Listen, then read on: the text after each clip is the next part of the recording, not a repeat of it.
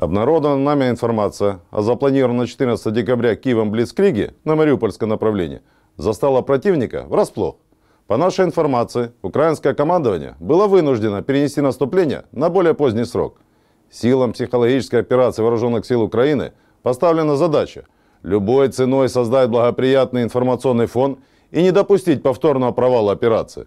В этих целях киевским режимом инициирована пропагандистская кампания по убеждению украинской и западной общественности в том, что народная милиция Донецкой Народной Республики якобы готовит вооруженную провокацию. Украинскими пропагандистскими СМИ даже названа точная дата начала нашего наступления – 24-25 декабря, что совершенно не вызывает удивления. Планы Порошенко абсолютно прозрачны. Ему нужен повод, чтобы продлить заканчивающееся 26 декабря военное положение на Украине. И он его активно ищет. Не исключено, что 24-25 декабря сами вооруженные силы Украины предпримут попытку наступления. По данным разведки, 13 декабря в Генеральном штабе Вооруженных сил Украины в срочном порядке проведено экстренное совещание с военными экспертами стран НАТО и кураторами США по сложившейся обстановке и дальнейшим действиям украинских силовиков в зоне оккупации. Противник не отказался от своих кровавых планов по наступлению на Мариупольское направление, а лишь перенес их срок. Это подтверждает и тот факт, что с 12 декабря в зоне ответственности тактической группы «Восток» фиксируется усиление всех видов разведки, активизировалась деятельность разведывательно-диверсионных групп, участились случаи применения ударных и разведывательных беспилотников. Только в течение 14 декабря наши ПВО сбили 4 таких аппарата.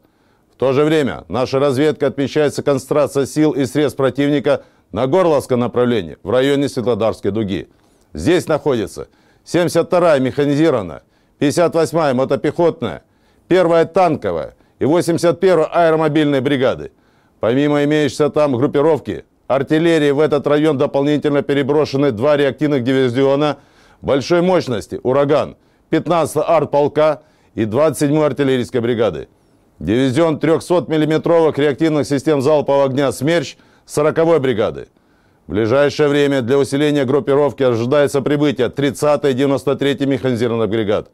Таким образом, нашим защитникам на Горловском направлении будет противостоять группировка противника в составе 6 бригад, общей численностью до 20 тысяч, свыше 120 танков, более 250 орудий полевой артиллерии и минометов, более 110 установок реактивных систем залпового огня.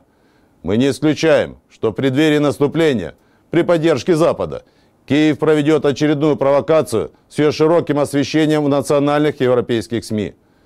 Призывая международное сообщество предотвратить агрессию и заставить украинских главарей отказаться от своих заранее провальных планов. Обращаясь ко всем украинским солдатам, вас в очередной раз хотят бросить на убой, как это было в Изварино, Дебальцево и Иловайске. Не дайте себя обмануть. Если вам или вашим родным угрожает расправой, вы боитесь все бросить и вернуться домой, переходите на нашу сторону. Мы гарантированно обеспечим вашу безопасность и сохраним вам жизнь.